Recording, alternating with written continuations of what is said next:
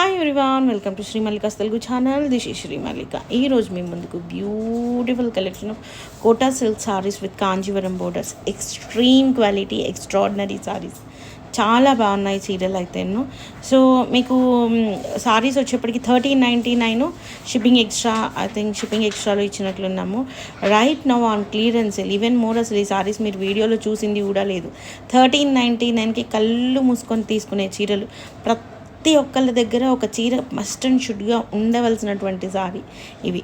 అటువంటి చీరలు మీకు రైట్ నౌ 1099 ఫ్రీ షిప్పింగ్ అండి.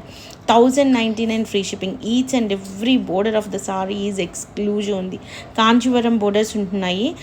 కొన్ని బాగా ఆల్ ఓవర్స్ వచ్చిన వాటికేమో బ్లౌజులు మనకి ప్లెయిన్ బ్లౌజులు వస్తున్నాయి. అంటే దాన్ని పర్ఫెక్ట్గా ఉండేట్లు ఈ విధంగాని. కొన్నింటికి రిచ్ బ్లౌజులు వస్తున్నాయి. యాజ్ పర్ మీ టేస్ట్ని బట్టి మీరు సారీని సెలెక్ట్ చేసుకోండి. ఇక నుంచి సారీ అనేది కంటిన్యూ అయిపోతుంది, వీడియో అనేది కంటిన్యూ అయిపోతుంది. మీకు నచ్చిన కలర్స్ అయితే చూస్ చేసుకోండి.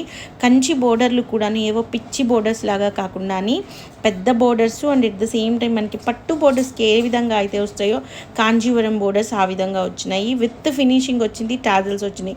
ఓన్లీ ఫినిషింగ్కే మనకి బోల్డ్ అవుతాయి, plus tassels too. So guys, these are the beautiful collections. So మీరు వీడియో అయితే కంటిన్యూగా చూసేసేయండి.